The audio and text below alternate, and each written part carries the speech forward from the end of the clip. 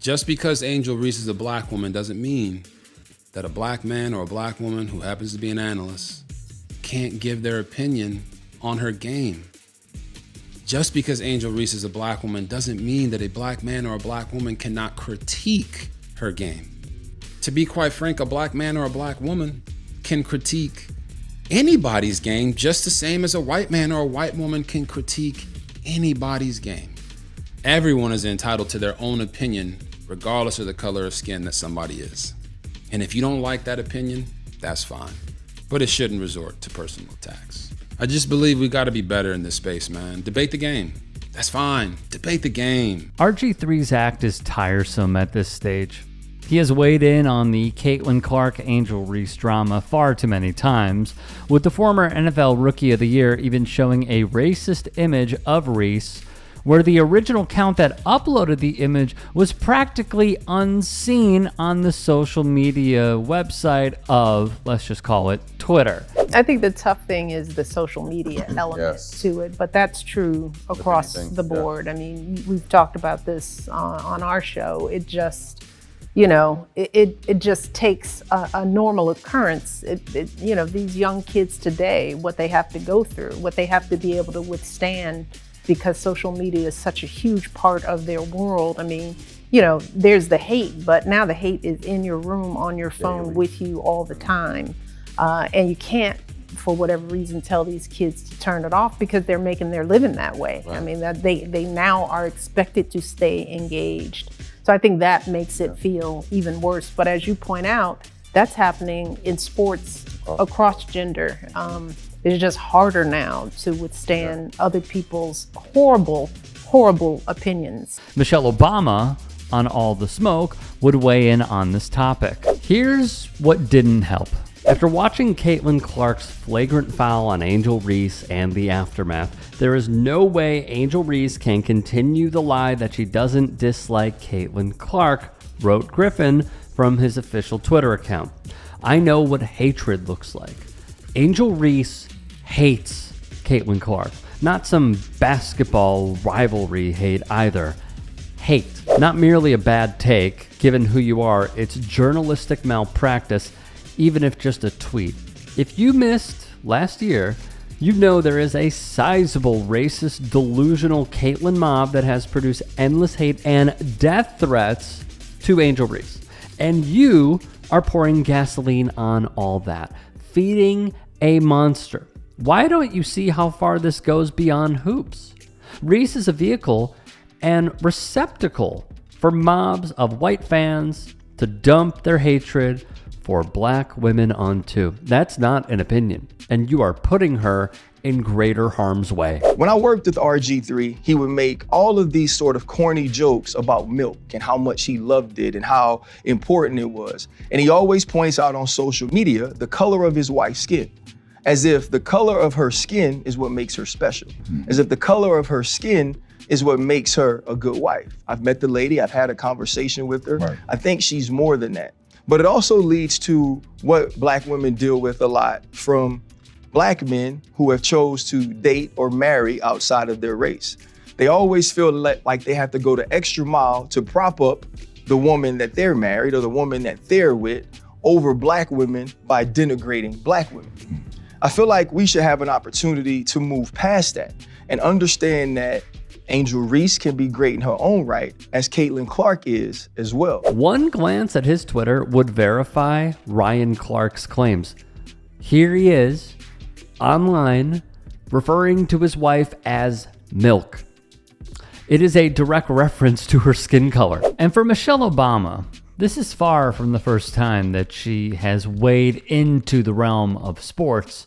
Recall just recently when she called out none other than the face of ESPN, the richest man at the network, Stephen A. Smith. Now, they think that sports is better reality TV. I was like, it's the same thing. Pretty much. Right. You know, if I listen to ESPN for an hour, it's like watching The Real Housewives of Atlanta. Absolutely. You know? I mean, you know, it's the same drama and they're yelling at each other and they don't get along. You know, I mean, Stephen A. Smith, he's just like every other he'd talk be a show great host. Real Housewife. He would be. Right. Right? It would be amazing.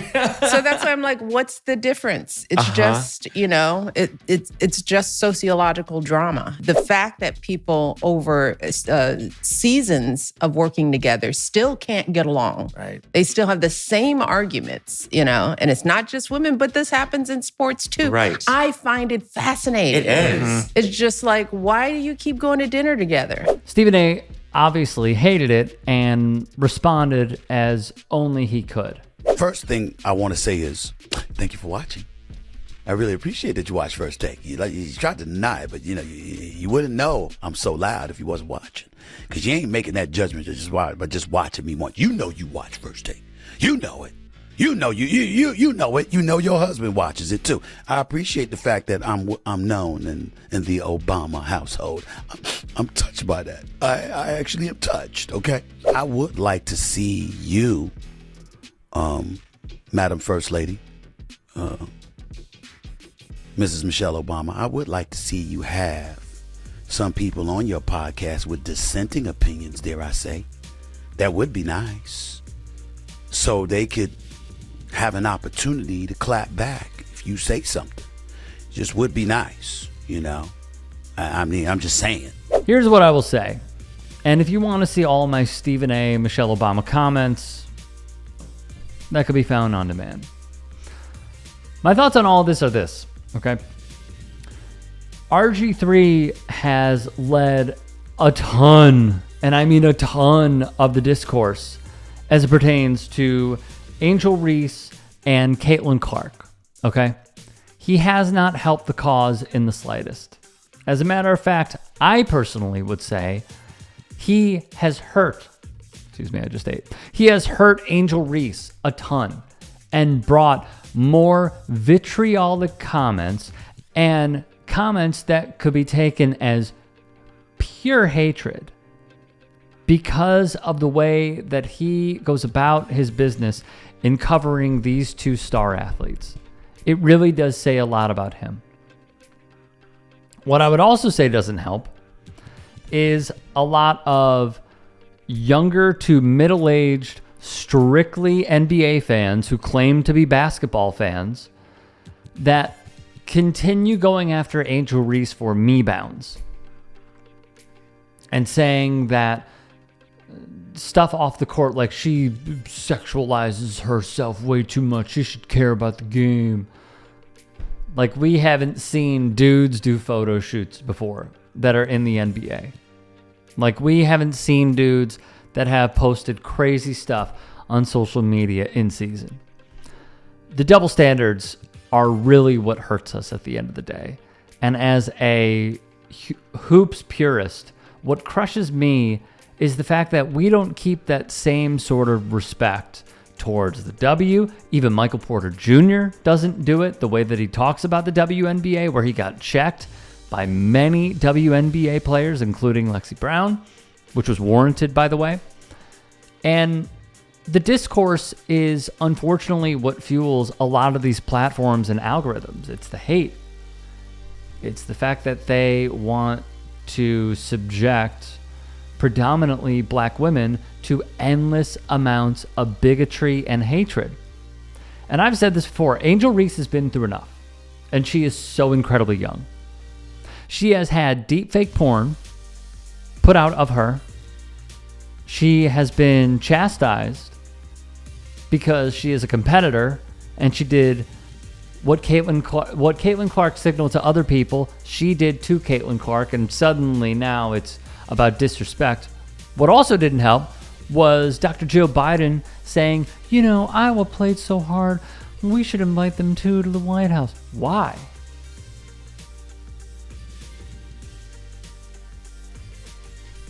LSU beat them, but you know, white girl, star of the NCAA, we should really invite her and her team too. That's how it came off. So I agree with Michelle Obama. I agree. I agree with her take about Stephen A., and I agree with her take on the Angel Reese, Caitlin Clark discourse, because at some point we got to say enough is enough.